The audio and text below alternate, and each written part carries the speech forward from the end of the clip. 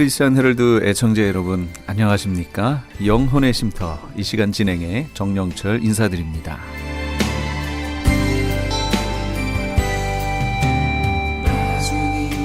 크리스천 헤럴드는 신문을 시작으로 라디오, 이제는 공중파 채널인 18.88을 통해 텔레비전으로도 함께 하실 수 있습니다. 이 시간에 방송되는 모든 목사님들의 설교를 인터넷 웹사이트 www.chtv1888.org를 통해 다시 들으실 수 있습니다. 하루를 귀한 말씀과 찬양으로 마감하시는 시간 되시기 바랍니다.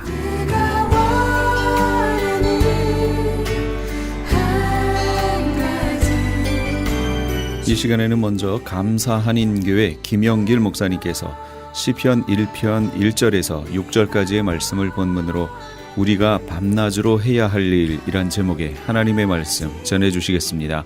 많은 은혜 받으시기 바랍니다.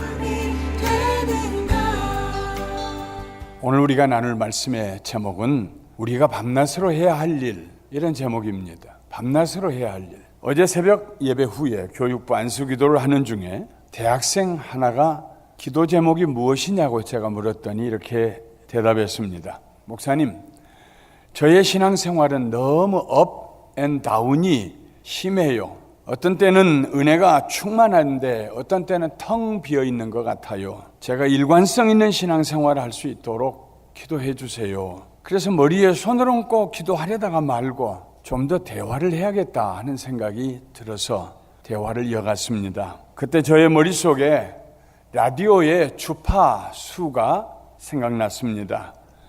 1초에 몇 번 파장을 만드느냐에 따라서 라디오는 두 종류의 방송이 있습니다. 원 헬츠는 1초에 한 번 파장이 일어나는 것이고 그것은 시계의 초침과 똑같은 속도로 갑니다. 그런데 그것이 1000kHz나 1500kHz 정도로 1초에 엄청난 양의 파장이 일어나면은 그것을 AM 방송 혹은 중파 방송이라고 부릅니다. 중파 방송보다도 1000배나 더 많은 파장이 일어나면은 그것을 단파 방송이라고 합니다. 중파 방송은 파장의 폭이 깁니다.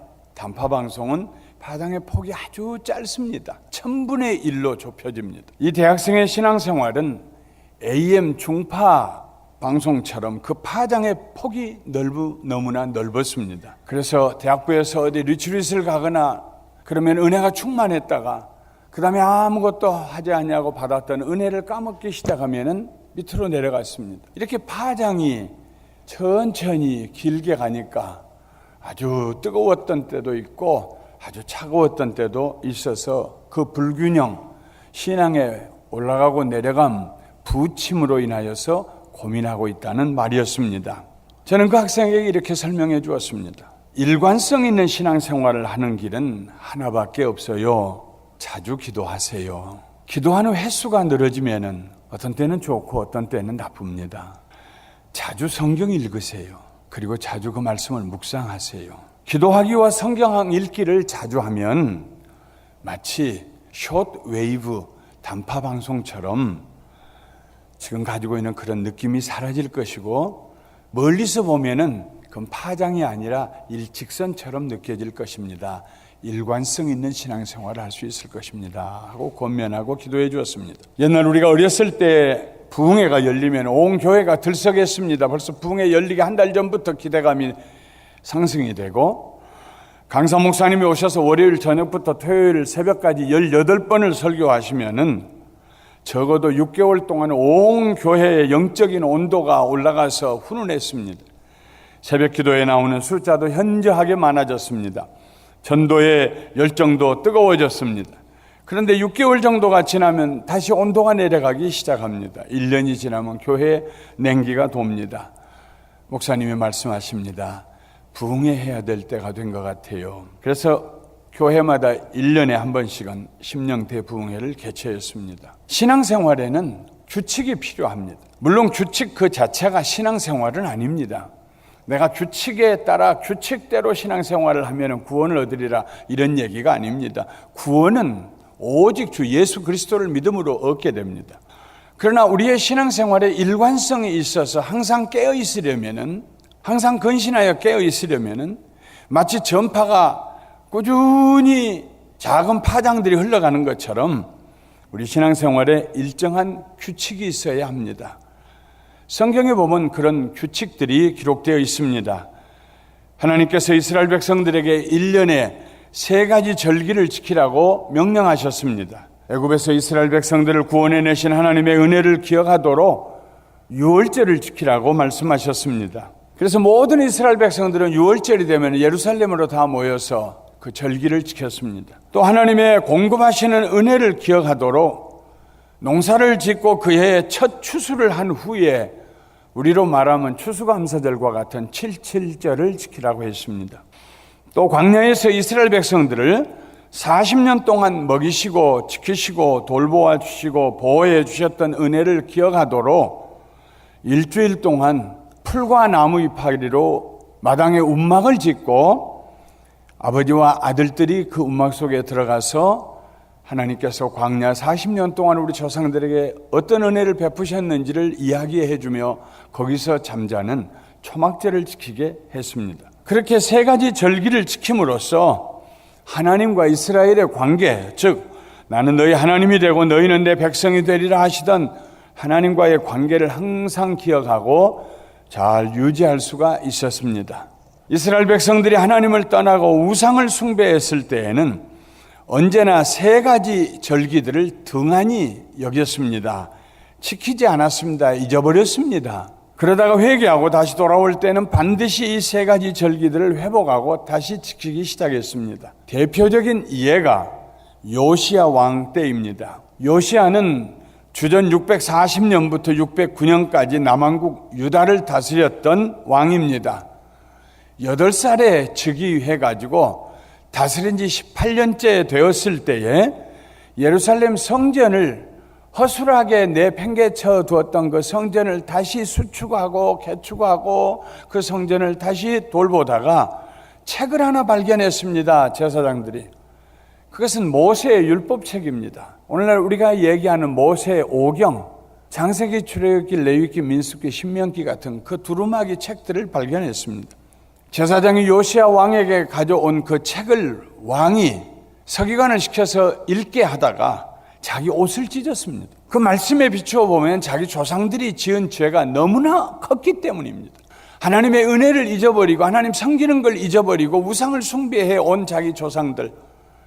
그래서 자기네 나라가 이렇게 연약하게 되고 바벨론의 협박 앞에 풍전등화와 같은 그런 나라가 됐다고 생각한 요시야 왕. 하나님께로 돌아가지 아니하면 우리나라는 소망이 없다 하면서 자기 옷을 찢고 하나님 앞에 회개했습니다.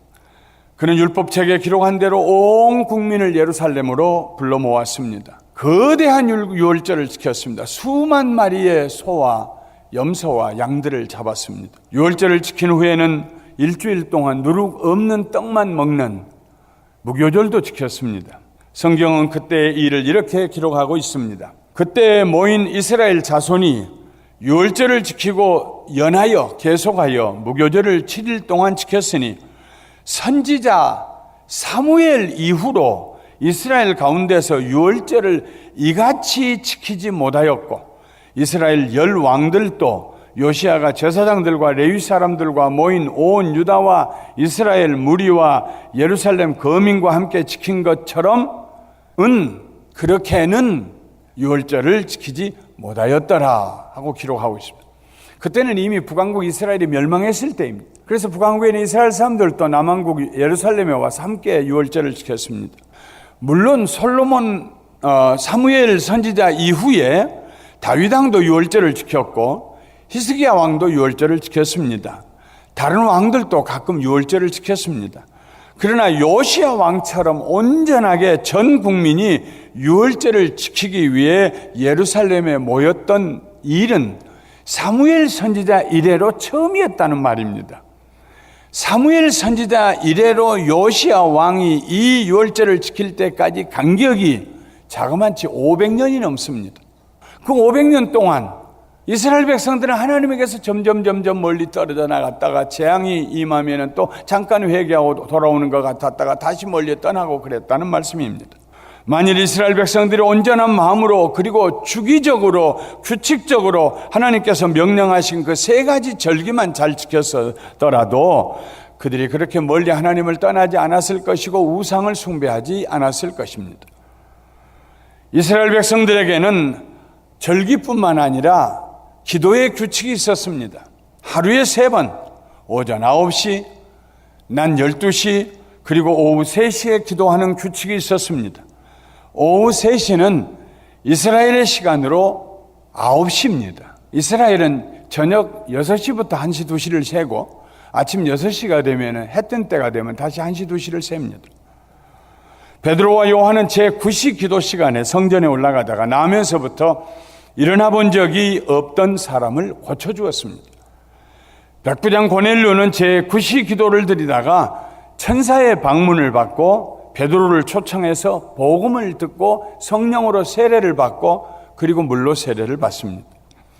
그가 제9시 기도를 드렸다는 말은 오전 9시 정오 그리고 오후 3시에 규칙적으로 기도 생활을 했다는 말입니다.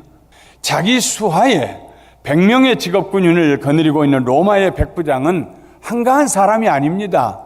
조그만 동네에 도와주는 2장 정도의 사람이 아닙니다. 고넬료는 그 어렵고 바쁜 그런 다른 것도 할 일이 많고 다른 규칙도 지켜야 될 일이 많은 직업군인 백부장이면서도 하나님 앞에 하루에 3번 드리는 기도, 그 기도의 규칙을 준행했습니다. 지금도 만일 우리가 하루에 3번씩 기도할 수 있다면 그런 좋은 습관을 우리가 가질 수 있다면 대단히 큰 축복일 것입니다. 오전에 한번 하나님께 잠시라도 기도하고 점심시간 점심 먹고 난 다음 잠시 시간 내서 기도하고 오후 3시쯤 되어서 꼭 3시를 시간 맞춰가지고 땡 하면 기도하라는 것이 아닙니다.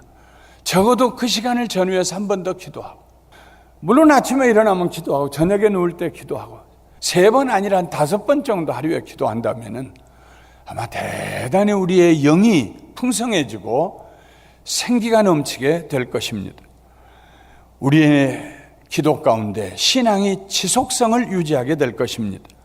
그리고 매일 매시간 우리는 하나님의 임재하심 가운데로 들어갈 수 있을 것입니다. 이스라엘 백성들에게 유월절, 칠칠절, 초막절에 3가지 절기의 규칙이 있었고 하루에 3번 기도하는 규칙이 있는데 오늘 우리가 읽었던 시편 1편에 보면 또 다른 규칙을 말씀하고 있습니다. 복 있는 사람은 악인의 꾀를 쫓지 아니하며 죄인의 길에 서지 아니하며 오만한 자의 자리에 앉지 아니하고 오직 여호와의 율법을 즐거워하여 그 율법을 주야로 밤낮으로 혹은 낮밤으로 묵상하는 자로다 하는 말씀입니다. 시편 기자는 밤낮으로 성경을 읽고 그 말씀을 묵상하는 자가 복 있는 자라고 했습니다. 하나님 앞에 베푸신 은혜를 기억하고 그 절기를 지키지 않으면 하나님께서 멀리 떠나는 것처럼 기도하지 아니하고는 신앙생활을 하는 일이 지속적인 신앙생활을 하는 일이 불가능한 것처럼 성경을 읽지 아니하고 신앙생활하는 일도 불가능합니다. 아무리 우리가 하나님을 위해서 하나님의 일을 위해서 교회를 섬기기 위해서 바빴더라도 개인적으로 하나님의 은혜를 기억하고 말씀을 읽고 묵상하며 기도하는 규칙적인 생활을 하지 아니하면은 서서히 그의 영은 메말라가기 시작하고 어느 시점이 오면은 자기 속이 텅 비어있는 그런 허전함을 느끼게 될 것입니다. 하나님 멀리 떠나 계신 것 같고 하나님께서 내 기도 안 들으시는 것 같고 그것은 마치 아무것도 먹지 아니하고 살겠다는 사람처럼 무모한 신앙 자세입니다. 시편 기자는 하나님의 말씀에 대한 성도들의 2가지 자세를 말하고 있습니다. 하나는 하나님의 말씀을 즐거워하는 자세입니다. 억지로 성경을 읽지 않아야 합니다. 기쁨으로 읽어야 합니다. 목마른 사람이 물을 찾아 마시는 것처럼 성경을 읽어야 합니다. 성경을 주신 하나님께 감사한 마음으로 읽어야 합니다. 성경이 없었더라면 어떻게 할 뻔했습니까? 유대인들은 자녀들에게 성경 말씀을 가르친 후에는 꼭 사탕 하나씩을 주었습니다. 하나님의 말씀은 송이꿀보다도 더 달다는 상징이었습니다. 우리가 성경을 읽을 때에 즐거워하는 자세로 읽어야 할 뿐만 아니라 그 성경 말씀을 읽고 난 다음에 묵상해야 합니다. 기본적으로 6가지의 질문을 물으면서 읽어야 합니다. 누가? 언제, 어디서, 무엇을, 어떻게, 왜 이런 질문을 성경에서 찾아내어야 합니다. 그러나 거기에서 끝나면 안 됩니다. 중요한 질문을 하나 더 해야 합니다. 오늘 하나님께서 내가 읽은 이 말씀을 통하여서 나에게 무슨 말씀을 하고 계시는가 하는 질문입니다. 내가 순종하기 어려운 까다로운 하나님 말씀일지라도 하나님께서 말씀하시면 제가 순종하겠습니다 하는 열린 마음으로 성령님의 인도하심을 구하고 그 말씀을 묵상할 때에 우리는 우리 자신을 선한 길로 인도해 주시는 하나님의 음성을 듣게 됩니다. 이 질문에 대답을 찾는 과정이 바로 성경을 묵상하는 일입니다. 하나님께서는 반드시 그의 자녀들에게 말씀하십니다. 저는 목회에 오면서 반드시 제가 하는 가장 중요한 일은 하나님에게 질문하고 묻는 것입니다. 하나님 어떻게 하면 좋을까요? 무엇을 해야 할까요? 무엇을 어떻게 해야 할까요? 이것이 하나님께 제가 묻는 가장 기본적인 질문입니다. 하나님 제가 이거 하려고 하는데 도와주세요. 잊어버리면 안 돼요. 하나님 꼭 도와주세요. 하지 않습니다. 내가 하려고 하는 일이 하나님의 뜻에 어긋날 수도 있잖아요. 언제나 어린아이처럼 어디를 가거나 운전을 하거나 뭘 하거나 늘 하나님 무엇을 해야 할까요? 어떻게 해야 할까요? 가능하면 하나님 제 마음속에 그 동기도 알게 해주세요. 왜 해야 할까요? 그리고 제게 능력 주세요. 하나님이 내게 주시는 말씀을 듣고 그 말씀을 삶에 적용해 나갈 때 우리는 하나님과 연합한 삶을 살게 됩니다. 시편 기자는 하나님의 말씀을 즐거워하고 묵상하는 성도들에게 임하는 세 가지 축복을 말하고 있습니다. 첫 번째 축복은 악인의 꾀에서 벗어나는 축복입니다. 악인의 꾀에서 벗어난다는 말은 무슨 뜻일까요? 쉽게 말씀드리면은 성경 말씀을 사랑하고 늘 묵상하는 사람들은 사기꾼에게 쉽게 넘어가지 않는다는 말입니다. 사기꾼들은 언제나 우리의 내면에 있는 욕심을 건드립니다. 사기꾼들의 말을 듣고 우리의 탐욕이 발동하면 이미 사기에 걸려든 것이나 마찬가지입니다. 일단 우리의 탐욕이 사기꾼들의 말에 넘어가고 마음속에서 그 탐욕이 부풀어 오르기 시작하면 이 단계에 이르면은 그 다음부터는 사기꾼이 할 일이 없어집니다. 그 시간부터는 사기꾼의 달콤한 거짓말보다 더 달콤한 자기 자신의 상상력을 동원하기 때문입니다. 사기꾼들도 깜짝 놀랄 정도로 아니 나는 적당하게 얘기했는데 저 사람 왜 저렇게 흥분하지? 하는 상태가 되어갑니다. 스스로 사기꾼에게 자기를 맡긴 채 따라갑니다. 악인의 꾀를 따라갑니다. 그러나 주야로 하나님의 말씀을 묵상하는 사람은 자기의 탐욕을 절제합니다.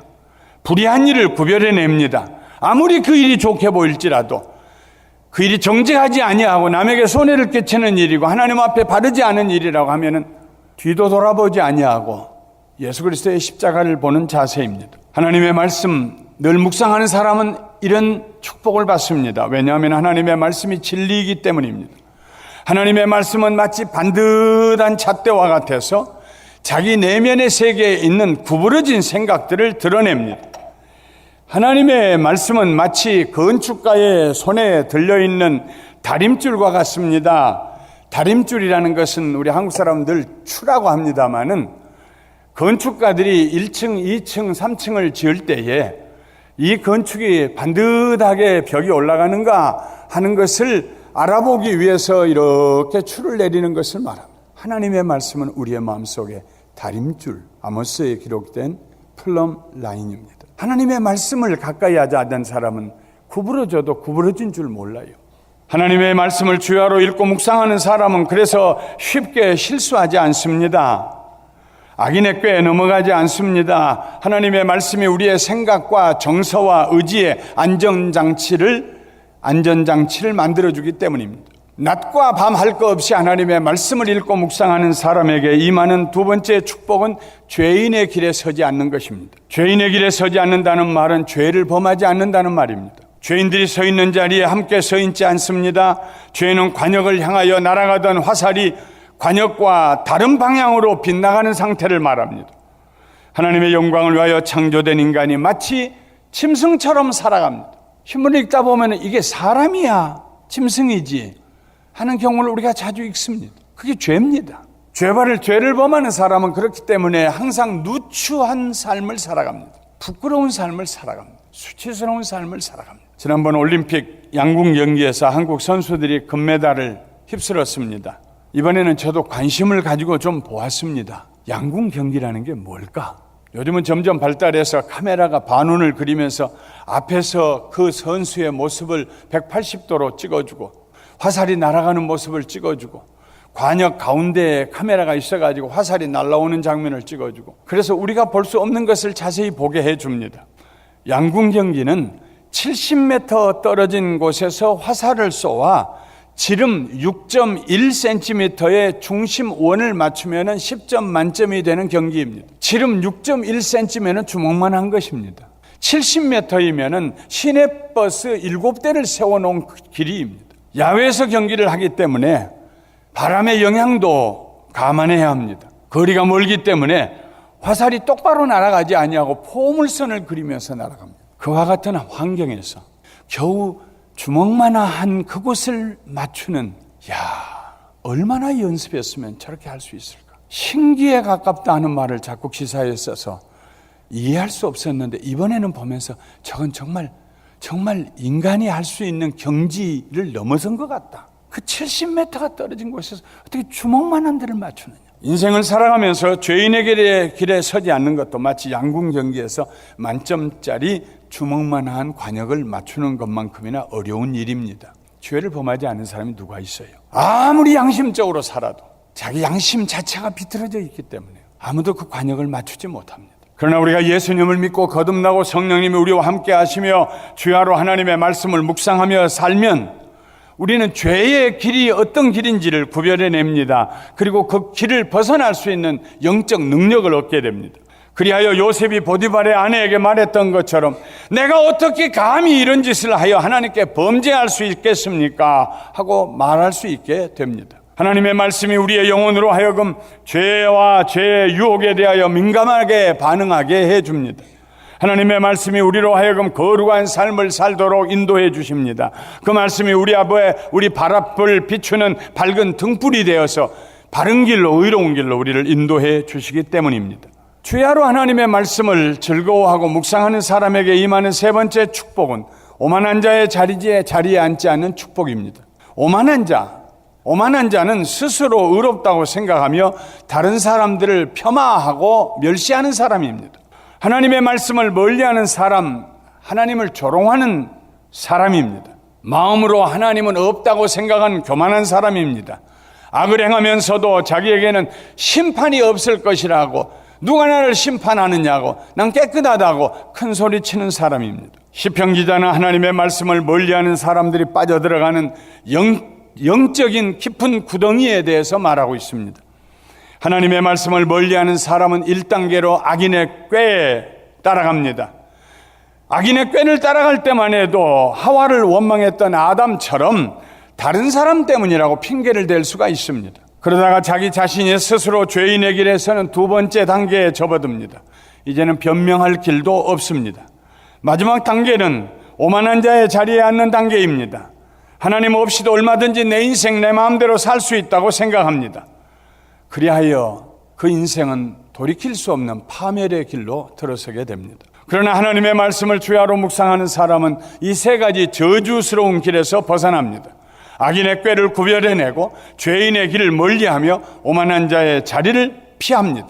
이것이 주야로 하나님의 말씀을 즐거워하고 묵상하는 사람이 받는 축복입니다. 시편 기자는 주야로 하나님의 말씀을 묵상하는 사람을 가리켜 시냇가에 심은 나무와 같다고 말했습니다. 물이 흐르는 곳에는 나무가 무성합니다. 잎사귀가 마르지 않습니다. 철을 따라 열매를 맺습니다. 마찬가지로 하나님의 말씀을 주야로 묵상하는 사람은 그 하는 모든 일이 형통합니다. 막힘이 없습니다. 하나님이 주신 지혜로 악을 피하고 선을 따라 살기 때문입니다. 그러나 악인들은 아무리 꾀를 내도 그 결과를 보면 마치 바람에 우르르 날아가는 쭉정이 같은 인생을 살아갑니다. 남는 게 없습니다. 죄인들은 의인의 회중에 들어오지 못합니다. 오만한 자리에 앉았던 자들은 그 인생이 처참하게 되고 망하고 흔적도 없게 됩니다. 말씀을 마치겠습니다. 신앙생활을 잘하려면 선한 규칙을 따라 살아야 합니다. 시간을 정해놓고 적어도 하루에 3번씩 기도해야 합니다. 마음으로 짧게 기도할지라도 그 시간과 그 시간에 기도해야 할 제목들을 기억해야 합니다. 기도하는 일이 습관이 되도록 하면은 큰 유익이 우리에게 있을 것입니다. 규칙적으로 하나님의 말씀을 읽고 묵상해 보십시오. 거룩한 삶을 살게 될 것입니다. 우리의 영혼이 훈훈하게 될 것입니다. 부요하게 될 것입니다. 우리 교회는 성경을 공부하는 많은 모임들이 있습니다. 훈련을 받아보십시오. 개인적으로 하루에 어느 시간을 정해놓고 계속하여 성경을 읽고 묵상해 보십시오. 뿐만 아니라 우리는 예배에 정기적으로 출석하는 습관을 가져야 합니다. 예배에 빠지기 시작하면 신앙생활이 느슨해지게 됩니다. 때 맞추어 식사하지 않으면 기력이 떨어집니다. 아침 먹고 점심 굶고 저녁만 먹는 것보다 삼시세끼 하나님이 주신 대로 먹는 것이, 조금씩이라도 먹는 것이 건강에 유익합니다. 주일뿐만 아니라 금요일 저녁에도 나와서 예배드리는 것이 우리가 더 하나님 앞에 팽팽한, 긴장된 하나님 중심의 신앙생활을 할 수가 있습니다. 예배를 통하여 우리는 정기적으로 영적인 양식을 취해야 합니다. 프로선수와 아마추어 선수가 무엇이 다를까요? 아마추어 선수는 취미로 하기 때문에 아무 때나 자기 하고 싶을 때 연습합니다. 때로는 연습하지 않고도 경기에 나갑니다. 누가 아무 말도 하지 않습니다. 자기 마음대로 합니다. 그게 아마추어 선수입니다. 그러나 프로 선수는 생활의 방편으로 그 일을 하기 때문에 싫든지 좋든지 일정한 규칙을 정해놓고 항상 연습을 합니다. 우리는 신앙생활에 프로들이 되어야 합니다. 신앙생활에 아마추어가 되면 안 됩니다. 왜냐하면 우리가 싸워야 할 악한 사탄이 프로보다 더한 영적 권세를 가진 사탄이기 때문에 악한 사탄을 대적하고 어두운 세상에서 악인의 꾀에 빠지지 아니하고 죄의 죄인의 길에 서지 아니하고 오만한 자의 자리에 앉지 아니하고 거룩한 하나님의 자녀로 살아가려면 깨어 있어야 합니다. 영적 프로들이 돼야 합니다. 규칙적인 신앙생활을 해야 합니다. 사랑하는 성도 여러분, 성경적인 좋은 습관들과 규칙들을 가지고 항상 깨어 있는 성도, 일관성 있는 신앙생활, 어느 때라도 나가서 싸울 수 있는 하나님의 군사들이 되시기를 주님의 이름으로 축원합니다. 지금까지 감사 한인교회 김영길 목사님께서 귀한 하나님의 말씀 전해주셨습니다. 감사 한인교회는 6959 너트 애비뉴 부에나팍에 위치하고 있습니다. 신앙상담에 도움을 받기 원하시는 분은 714지역 521-0991 714지역 521-0991번으로 문의하시기 바랍니다. 시민권 신청, 부모님, 배우자, 자녀 영주권 신청, 취업이민, 종교이민, 학생비자, 신분 변경, 추방유예, 결혼, 공증. 인생이 달린 이 모든 일 어디에 맡겨야 할까요? 한인타운 연장자 센터의 모츠기관인 주눈사랑채 이민법률센터에 맡기세요. 21년 이민법 경력의 박창영 이민국 공인변호인이 성심을 다해 도와드립니다. 올림픽과 윌튼 323-735-7888 323-735-7888. 아니 당신 미장원 다녀왔어? 헤어스타일이 확 바뀌었네. 홈쇼핑월드 차홍 고데기로 마술을 부렸지. 홈쇼핑월드 차홍 고데기. 차홍 허니앤비 샴푸로 머리 감으면서 차홍 헤어두피 마사지를 쓰면 머릿결이 너무너무 부드러워지고 한 움큼씩 빠지던 머리카락도 눈에 띄게 덜 빠져. 차홍 고데기 너무 좋아. 그럼 그 웨이브 머리도 당연하죠. 3, 4분이면 이렇게 풍성한 웨이브 머리를 만들 수 있다고요. 너무 이쁘다. 어디서 샀어? 홈쇼핑월드. 가격 만족, 품질 만족, 행복한 쇼핑. 활가와 웨스턴 홈쇼핑 월드.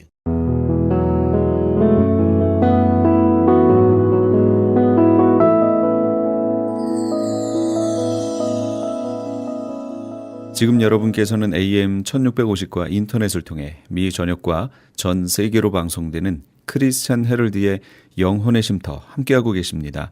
방송 시간과 설교 편성표는 크리스찬 헤럴드 신문 주간 편성표나 홈페이지 chtv1888.org에서 확인하실 수 있습니다. 계속해서 오늘은 헤럴드 초대석 시간을 보내드립니다.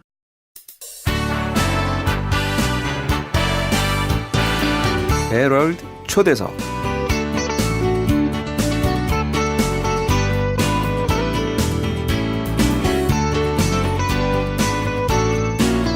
크리스찬 헤럴드 초대석 시간입니다. 모든 분들이 고향인 조국 대한민국을 떠나서 이민 생활을 하면서 나름 열심히 살아가고 있는데요.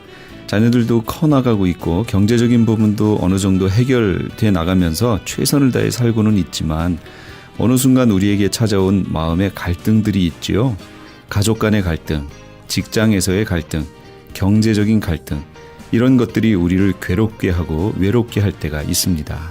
만약 그렇게 갈등 속에 괴로워할 때 누군가가 옆에서 위로의 말 한마디, 격려와 사랑의 말 한마디만 해준다면 어쩌면 우리는 삶의 용기와 희망을 얻을 수도 있을 겁니다. 오늘 초대석 이 시간에는 한인 이민자들의 삶의 애환을 전화로 들어주시고 또 새로운 삶으로 인도하는 그런 사역에 평생을 바치고 계신 생명의 전화의 박다윗 목사님 모셨습니다. 안녕하십니까, 목사님? 안녕하십니까. 네, 이 시간 먼저 크리스찬 헤럴드 청취자 여러분들께 인사 한 말씀 먼저 해주시지요. 안녕하십니까. 크리스찬 헤럴드 청취자 여러분. 저는 생명의 전화를 통해서 동포들의 아픔을 싸매어주고 치유에 도움을 주는 생명의 전화 박다윗 목사입니다. 예, 목사님. 그 생명의 전화 처음 들어보신 분도 계실 것 같아요. 혹시 그렇죠? 예. 그래서 동포 사회의 어떤 봉사 기관인지 이 생명의 전화는요. 본래 그 인생길은 힘들고 고독하고 상처가 많은 인생길인데 우리 이민의 삶은 아까 말씀하셨지만은 정든 고국을 멀리 떠나서 타국에 살다 보니까 다문화 다인종 사회에 살다 보니까 갈등이 없을 수 없습니다. 더 큽니다. 네, 그렇죠. 그런데 이제 더더구나 이 불경기로 말미암아 오는 이 경제적인 갈등, 이 모든 갈등이 가슴이 터지도록 괴롭고 힘들고 이럴 때 누구에게라도 은은하고 같이 말이라도 하면 좋을 텐데 숨통이 트일 텐데 이럴 때 우리 생명의 전화를 상담하면 잘 훈련받은 열린 마음을 가진 사람들이 그분의 상처를 어루만져주고 싸매어주고 위로해주고 소망을 줘서 끊을 때는 웃으면서 열심히 살아보겠다고 하는 각오와 결심을 갖는 사람으로 변화시키는 그러한 핫라인입니다. 네. 그 요즘 경제적으로 많이 어렵잖아요. 이 사회가요. 어렵습니다. 많이 어렵습니다. 그래서 아마 이 생명의 전화를 아시는 분들이 있다면 분명히 전화를 하실 것 같은데. 그래서 많이 있어요. 예, 고민들 많이 하실 텐데요. 이 전화, 생명의 전화, 이거 어떤 동기로 시작하시게 되신 거예요? 본래는 서울 생명의 전화 초창기에 훈련을 받고 한국에서 목회하면서 내가 10여 년 동안 상담원으로 봉사한 적이 있습니다. 네.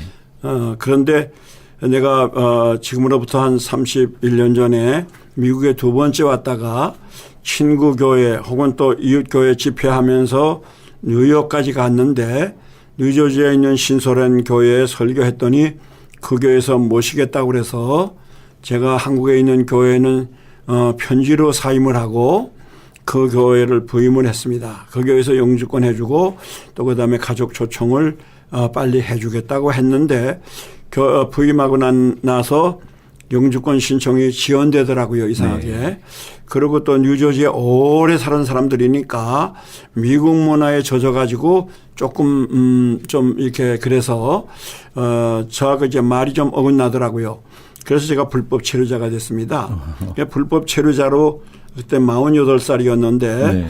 불법 체류자로 있으면서 그 교회에서는 오래 못 있었어요. 불법 체류자로 그다음에 필라델피아, 달라스, 시애틀, 라스베가스 잘 돌아다녔습니다. 네. 48부터 한 50대 초반까지. 그런데 이상하게 가는 교회마다 오래 있게 되질 않더라고요. 영주권 네. 없고 가족 없으니까 내가 무슨 특별하게 나는 좀 외골수 사람이기 때문에 이렇게 흐트러지게 살지는 않는데도 이상하게 그렇게 돼가지고 그러던 가운데 내가 금식하면서 하나님 앞에 남은 목회와 또 내가 고향이 미국이기 때문에 북한에 가서 마지막 목회하기를 기도했었는데 네. 그 기도를 위해서 기도하던 가운데 하나님이 이사야 40장 1절에 내 백성을 위로하라는 말씀 네, 그걸 주면서 자꾸 생명의 전화 설립에 대한 비전을 주시는 거예요.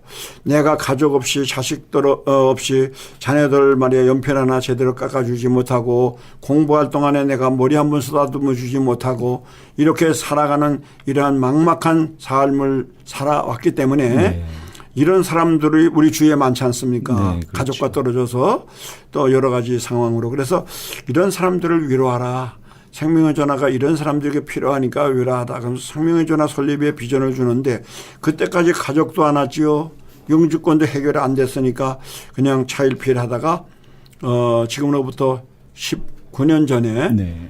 우리 가족이 이미 왔을 때 우리 집사람 오니까 그때부터 용기를 내가지고 뜻 있는 목사님과 같이 의논하면서 준비해서 진행해가지고 18년 전에 생명의 전화를 미주동포들의 그 상처를 치유하는 핫라인으로 시작을 했습니다. 예. 벌써 18년이 지났습니다. 아이고야, 18년이면 그 사이에 무슨 사연도 되게 많으실 것 같아요. 뭐 말할 수 없이 뭐 많은 사연들이 있습니다. 네. 그 상담도 어떤 내역이 다 나눠질 거 아니에요. 예, 뭐 분류가 이혼에 대한 것도 예. 마약에 대한 거 여러 가지가 있을 텐데 가장 많은 상담 내역들은 어떤 건가요? 그러니까 우리가 분류한 거 부부 갈등, 배우자 부정, 고독 이런 것도 많죠. 네. 그런데 그 중에서 제일 많은 숫자가 고독입니다. 아, 고독, 외로움. 네. 특히 또 외국에 혼자 와서. 있어서 그러니까 그러면 혼자 있어서 혼자 있는 사람이 많구나 이렇게 생각할 수 있지 않습니까? 네, 그렇죠. 그렇지 않습니다. 가족이 가족에 남편이 있고 자녀들이 있는데도 불구하고 외롭다. 이건 군중 속의 고독처럼 예. 외롭습니다. 남편이 옆에 있어도 자녀가 옆에 있어도 그 심령에 채워지지 않고 이 소통이 잘 안 되니까 대화가 안 되고 우리 한국적인 문화는 남편들이 이제 좀 이렇게 가부장적인. 일방적으로 가부장적으로 이제 하잖아요. 예. 그렇기 때문에 거기에서 멍든 네. 부인들이라든지 또 남자들 경우는 남자들 직장 생활 한국에는 하이칼라로 넥타이 매고 직장 생활했는데 여기 와서는 험한이라 하지 않습니까? 그렇죠. 예. 그런데 말도 시원하게 안 되지. 대학을 나왔어도 맞아요. 말도 안 되지요. 그다음에 외국 사람들한테 인종차별 비슷한 언어를 듣지.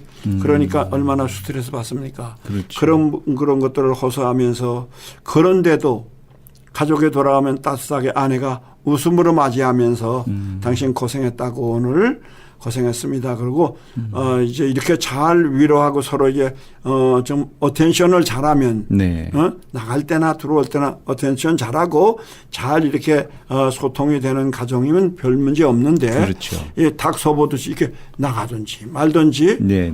그냥 이렇게 하는 가정들이 많지 않습니까? 이렇게 하게 되면 점점 힘들어지거든요. 네. 그렇잖아요. 그럴 거예요. 그렇게 힘들어지니까 우울해지고 네. 이렇게 살아야 되나?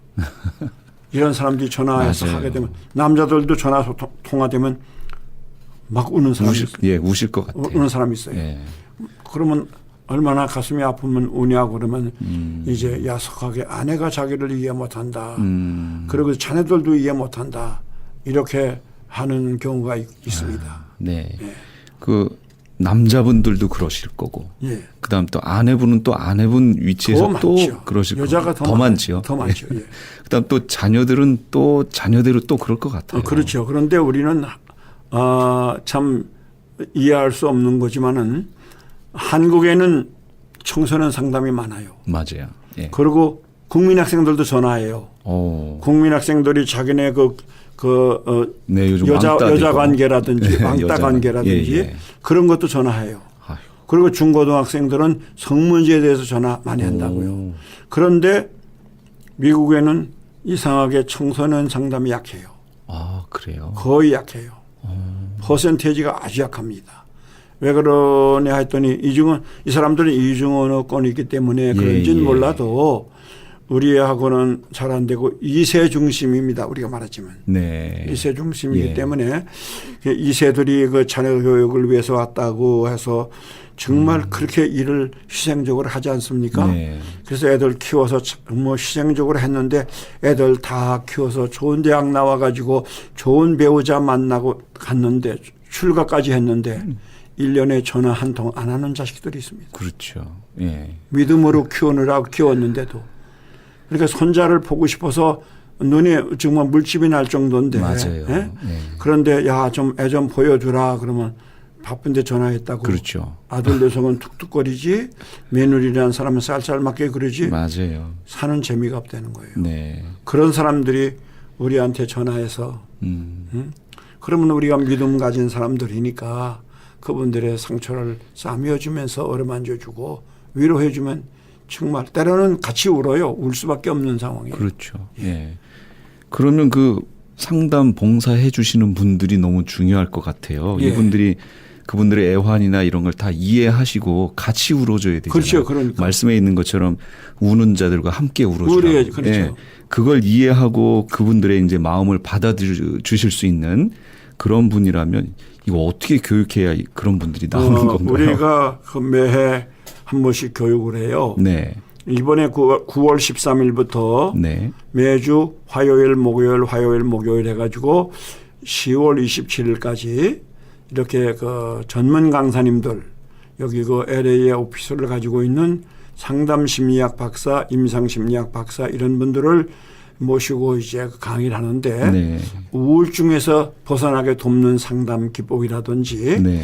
절망감, 상실감, 공허감에서 벗어나게 돕는 상담 기법이라든지 자녀와의 문제 해결을 위한 대화 기법이라든지 부부 갈등에 해결하는 기법 이런 것들을 강의합니다. 네. 이 강의 듣고 나면 우리가 많은 깨우침을 받고 그다음에 우리가 예수 믿는 사람들이라고 해서 문제 없는 사람이 아니잖아요. 그렇죠. 그게 부부지간에 갈등이 있을 수도 있고 어려움이 있을 수도 있는데 이 교육을 받으면서 자기 마음에 깨우침을 많이 받고 네. 그다음에 일단은 가족에게 정말 치유하는 상담사로서 살아야 되겠다는 마음을 가지고 네. 남편에게 혹은 아내에게 자녀에게 그런 마음으로 대하려고 하는 각오를 가지게 되고요. 그다음에 한 발 더 앞서서 내가 한 달에 한 번이라도 우리 주위에 아파하는 동포들을 위해서 상담원으로 봉사해야 되겠다. 그런 사람들은 봉사를 하거든요. 네. 네. 그렇기 때문에 이번에 9월 13일에 개강하는데 우리 예수 믿는 사람들이 나만 구원받고 내 가정만 내 교회만 추스리는 이런 사람은 이기주의적인 사람 아닙니까? 그렇죠? 예. 자, 이웃을 바라보고 옆에 아파하는 영혼들을 관심을 가져야 되니까 그런 사람들의 관심을 가지고 또 본인 개인이 추스리기를 원하는 사람들은 이번 세미나에 오시면 자기 문제는 저절로 해결되고 그다음에는 가족은 제대로 자리 잡는 가정이 될 뿐 아니라 상담원으로 봉사하면 많은 영혼들을 건지고 치유하는 좋은 상담자로서 보람을 얻게 될 줄 믿습니다. 그 봉사를 하고 나면 아주 보람과 긍지가 대단하실 것 같아요. 대단합니다. 그분들이요. 왜 그런 속으로 첫째 어떤 사람이 네. 자기 남편은 미워서 못 견디겠지요. 네? 왜 그러냐면 우리 남편은 50점 이하라는 거예요. 네?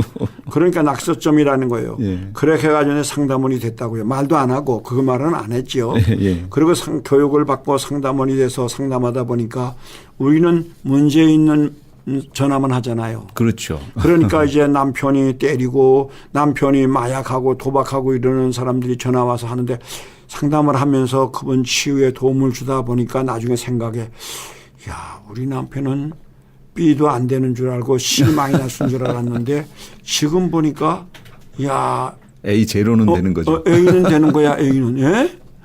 그러니까 그런 마인드가 바뀌니까 네. 남편을 미워하는 마음이 녹잖아요. 그러니까 남편에게 쌀쌀하게 대하던 언어가 달라지니까 네. 남편하고 관계가 회복이 된 다음에 저절로 그냥 목사님 내가 상담하다 이런 깨우침을 얻었어요. 네. 그래가지고서 우리 남편한테 따뜻하게 우리 남편도 상처 입은 사람이니까 그런 여보 피곤하지 힘들지 그러면서 그 말도 얼마나 위로가 되는지 몰라요. 그럼요. 이해하니까. 그렇죠. 그러니까 그렇지 당신도 그렇지 이 돌아오는 거예요. 또 당신도 피곤하잖아. 그러면서 그러다 보니까 가정이 대화가 원만하게 되고 그 다음에는 분위기가 달라지는 걸 경험했다 이거죠. 네. 그러니까 남을 돕는 것만 아니에요. 그렇죠. 자기를 돕는 거라고. 맞습니다. 그러니까 이거는 정말 자기 가정을 추스르기 위해서도 교육받고 봉사하면은 많은 유익이 있고요. 네. 그 다음에 또 목회자일 경우에는 네. 우리 상담도 많이 하지만은 나는 서울에서 상담할 때 설교할 때 그 상담 내용을 갖다가 예화를 들려고 하진 않아요. 네. 네.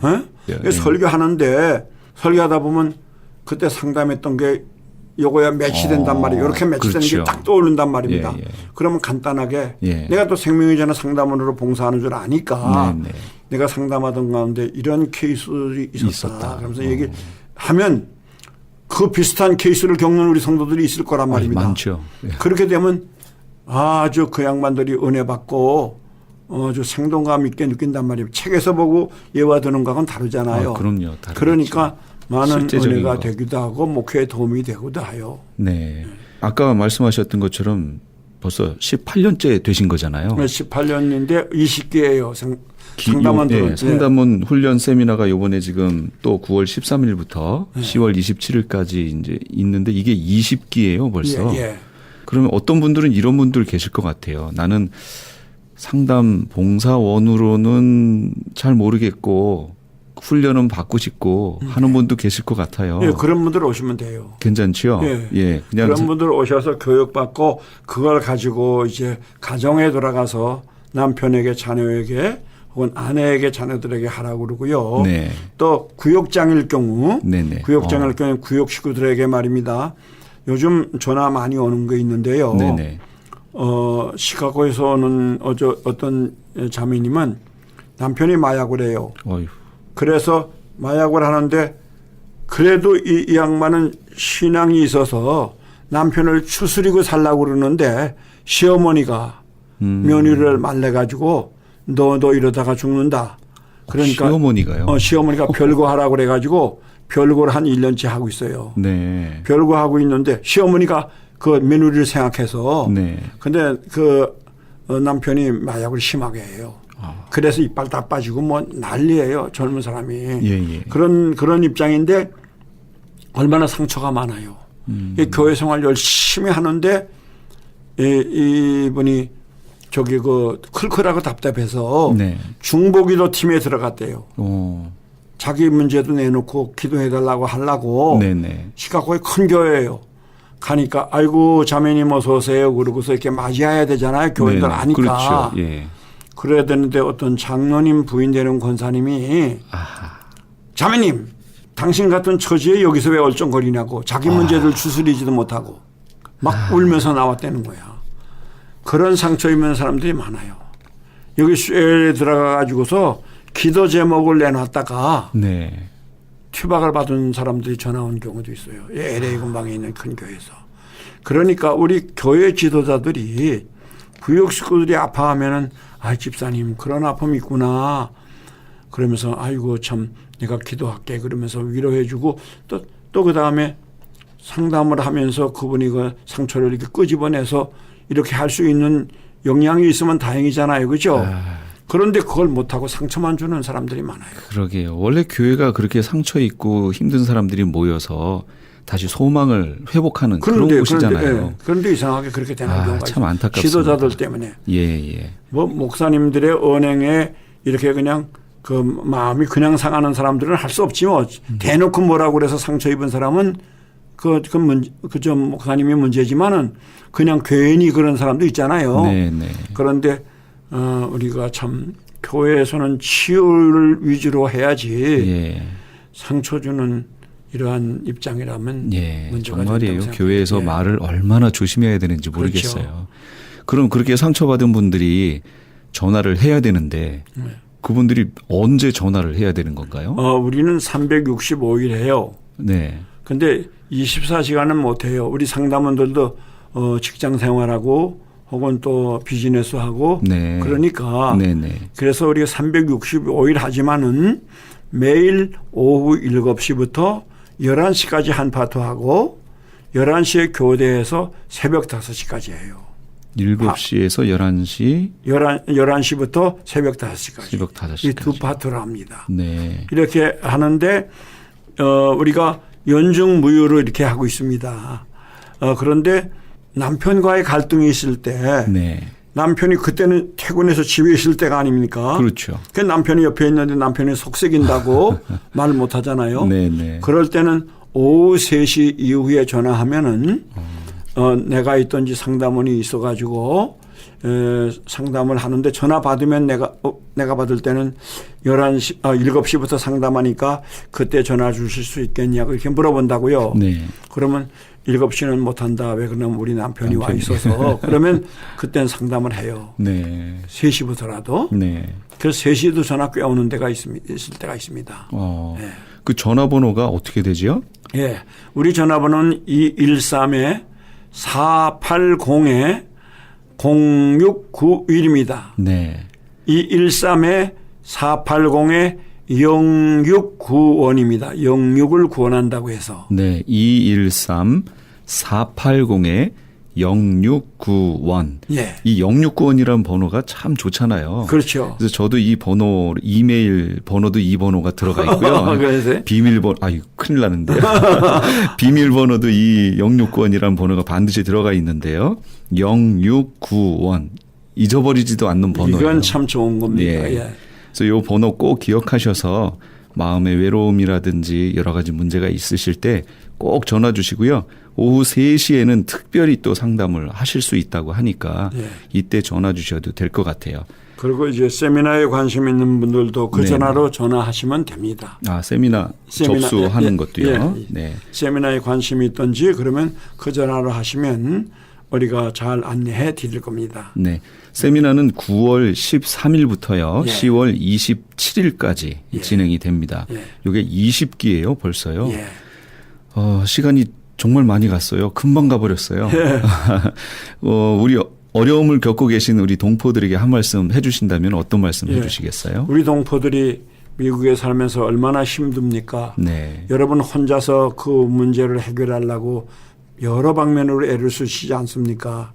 그러나 여러분 요것만 지나가면 되니까 조금만 잠깐 요것만 지나가면 된다. 이런 마음으로 여러분 좀 사시기를 바라고 그다음에 우리 혼자서 해결하기 어려운 분이 있으시면 우리 생명의 전화하면은 열린 마음을 가진 잘 훈련받은 분들이 따뜻하게 여러분의 상처를 어루만져 줄 테니까 네. 혼자서 해결하려고 몸부림치지 마시고 그래서 적은 문제부터 큰 문제까지 전화하시면 됩니다. 네. 전화 주세요. 꼭 전화 주시고요. 앞으로 또 기도 제목도 있으시죠? 계획과. 네.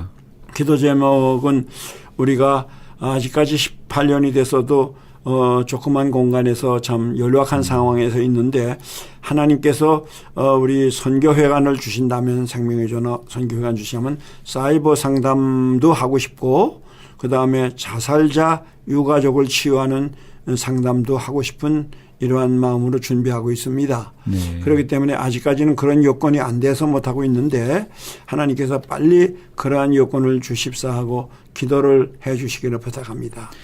예, 이런 그 생명을 살리고 그 영혼을 살리는 것에 마음이 있으신 분들이 많이 또 연락하시고 또 전화 상담원 봉사 훈련도 받으시고 또 이런 목사님의 계획에 함께 협력해서 이런 선교회관도 만들고 사이버 선교도 하고 하는 이런 데 많은 분들이 동참해 주셨으면 좋겠습니다.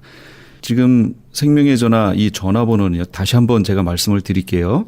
213-480-0691 213지역 480-0691이고요.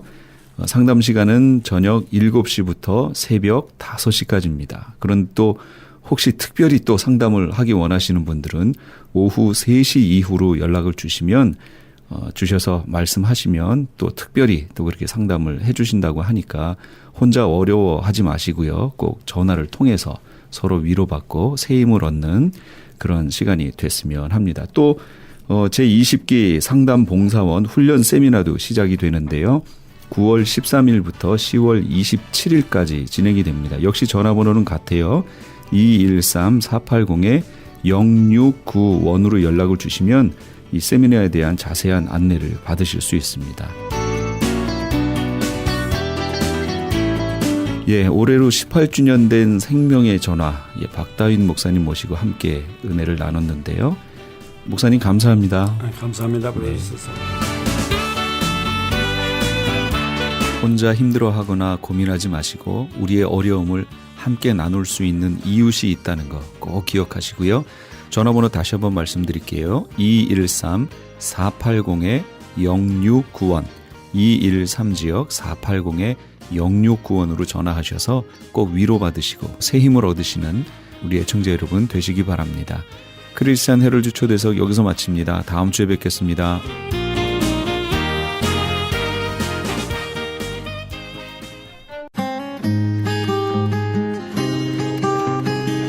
교계 게시판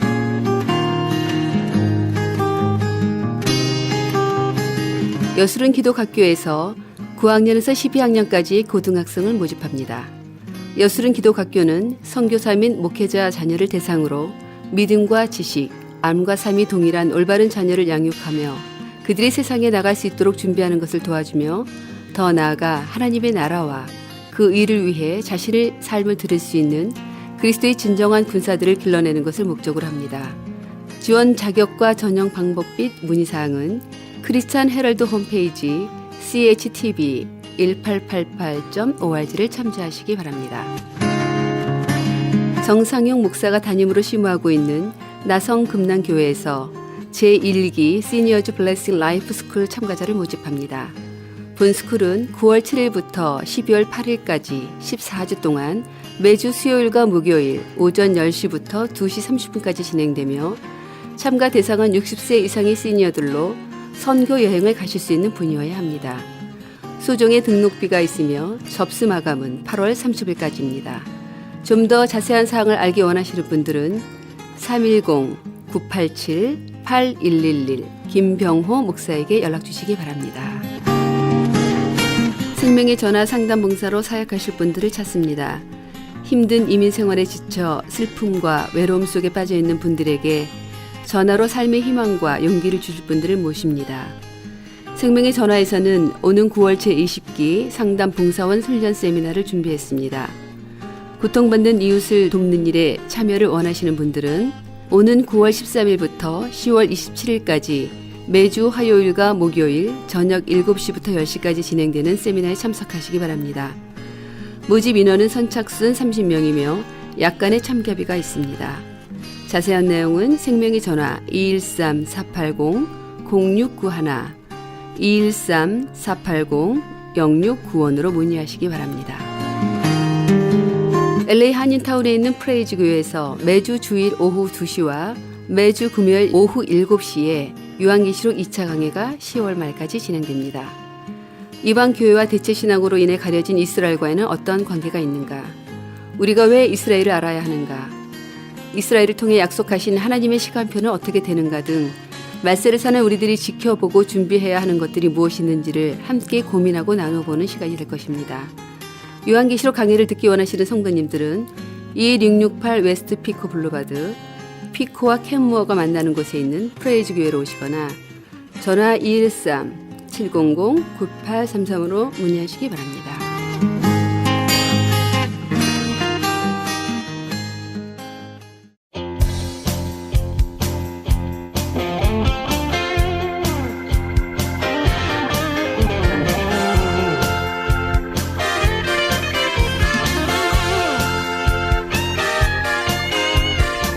똑같은 일이 어떤 이들에게는 저주가 되고 또 어떤 이들에게는 기쁨이 될 수 있습니다. 우리는 삶을 살아가면서 축복을 많이 구하고 받기를 원하지요. 그러나 무엇이 참된 축복일까요? 건강, 돈, 가정의 화목, 이런 것들이 주어지면 축복이고 없어지면 저주일까요? 그토록 많은 사람들의 삶이 무너지는 것이 이런 것들이 없어서일까요? 아닙니다. 오히려 참된 축복이 무엇인지 알지 못하기 때문입니다. 참된 축복은 바로 예수 그리스도를 아는 것입니다. 예수님께서는 이렇게 말씀하셨습니다. 내가 곧 길이요 진리요 생명이다 라고요. 예수 그리스도 안에는 모든 것이 들어있어서 예수 그리스도만 제대로 알면 인생의 모든 문제에서 해결받을 수 있습니다. 오늘 이 참된 축복을 다 받으시는 우리 애청자 여러분 다 되시기 바랍니다. 지금까지 크리스천 헤럴드 방송에서 보내드린 영혼의 쉼터의 정영철이었습니다. 고맙습니다.